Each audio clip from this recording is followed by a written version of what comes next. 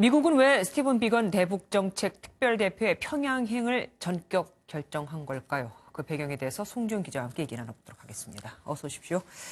원래 판문점에서 만날 것으로 알려졌었어요. 그런데 바뀐 겁니까? 아니면 우리가 원래 잘못 알고 있었던 겁니까? 네, 판문점이나 평양 얘기가 있었고 이 가운데 판문점 가능성이 더 높다는 관측이 많았습니다.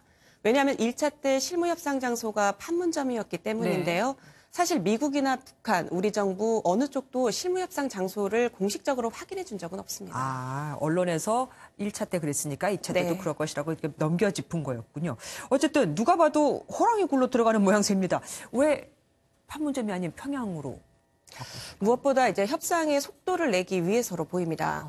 지난 1차 때는 판문점에서 실무협상이 이루어졌는데요. 네. 이때 미국은 북한의 느린 결정에 상당히 불만이 있었다고 합니다. 그 이유는 바로 평양 지시, 그러니까 김정은 위원장에게 그때 협상 상황에 대해 지시를 받아야 해서였다고 하는데요. 그래서 이번에는 1차 때와 달리 신속하게 김정은 위원장 판단을 확인할 수 있는 평양으로 직접 갔을 가능성이 있습니다. 네. 그만큼 미국의 협상 의지가 강하다는 의미로도 해석됩니다. 하지만 반대로 우리가 해석해 볼 수도 있습니다. 그러니까 비건 특별대표가 북한, 그러니까 평양으로 가면 그 협상 기간 중에 비건 대표는 그럼 누구랑 또 뭐라 그럴까요? 그 협의를 해야 될 거 아니에요, 본국하고.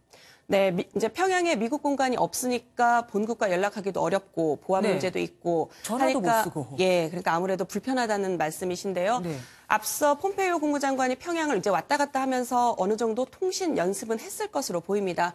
또 스웨덴 대사관을 활용하는 방법도 있는데요. 평양 주재 스웨덴 대사관이 미국의 대사대리 역할을 하고 있기 때문입니다. 네. 그런데 스웨덴 대사관을 이용할 필요가 없을 것이라는 관측도 있습니다. 직접 왜요? 들어보시죠. 네. 미국의 스티브 비건 대북정책 특별대표가 북한에 무엇을 줄 수 있는지 많은 것들에 대해서 이미 정해져 있는 상황이기 때문에 평양에 들어간다고 해서 통신에 문제가 생긴다거나 스웨덴 대사관을 이용해서 본국과 꼭 통신을 해야 되는 상황은 생기지 않을 가능성이 높아 보입니다. 결국 미국 입장에서는 김 위원장의 비핵화 조치에 대한 확인 작업만 남았기 때문에 본국에 굳이 추가 확인할 사안이 많지 않을 것이란 의미로 해석됩니다. 어쨌든 갑자기 판문점에서 평양으로 바뀌니까 미국이 북한에 끌려간다는 느낌도 듭니다. 네, 그렇게 보실 수도 있습니다. 그런데 그보다는 1차 판문점 회담 때 느린 결정에 답답해했고 그러다 네. 보니 이제 효율성을 좀 높이자는 측면에서 전략적 선택을 했다는 그 평가가 좀 많습니다. 결국 이 정도면 북미 간의 큰 틀은 협의가 된 거다라고 볼 수 있는데 과거에는 코리아 패싱이라는 말까지 나올 정도로 우리 정부가 좀 소외됐다는 느낌을 받았었습니다. 이번엔 어떤가요? 네, 비건 특별대표와 우리 측 카운터파트인 이도훈 한반도 평화교섭본부장이 농담을 주고받을 정도로 소위 말해 이제 그 쿵짝이 잘 맞는 편이라고 합니다. 네. 지난 3일 한국에 도착하자마자 이도훈 본부장을 만나 만찬을 겸한 사전 조율을 했는데요.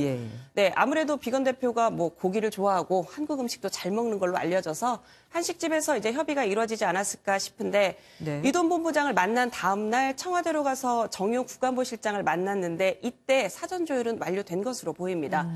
북미 협상 과정에 정통한 외교부 당국자랑 이제 통화를 좀 해봤는데요. 한미가 조율해 놓은 안이 있다. 그리고 마지노선도 있다고 말했습니다. 예. 그만큼 철저히 준비했다는 말로 평양에서 드라마틱하게 뭔가 바뀔 사안은 없다는 의미로 해석됩니다. 지금까지 말씀하신 걸 들어보면은 비건 특별대표는 트럼프 대통령으로부터 사실상 협상의 전권을 받아왔다라고 해석이 되기도 합니다. 그런데 폼페이오 국무장관 때도 이렇게 전권을 행사하진 않았단 말입니다. 그런데 비건 대표는 사실 그보다 낮은 차관보급이잖아요. 네, 그래서 일각에서는 이제 비건 대표가 이번에 평양에 가도 김 위원장을 만나지 못할 것이다. 네네. 그 이유는 차관보급이기 때문이다라고 말을 하고 있습니다.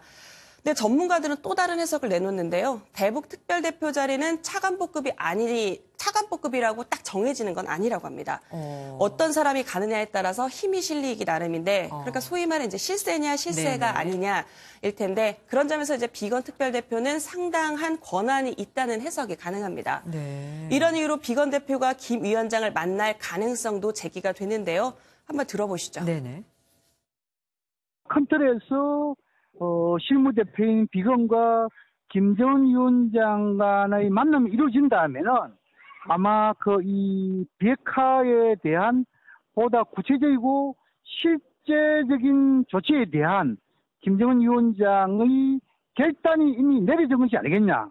네. 이렇게 보여지고 결국 김 위원장이 비건 특별대표를 만나는 건 2차 북미 정상회의 성공 개최의 청신호가 켜졌다라는 해석도 가능해집니다. 예. 어쨌든 평양에서의 실무회담은 우리 입장에서는 긍정적인 사인이다. 예. 지금까지 송지훈 기자였습니다.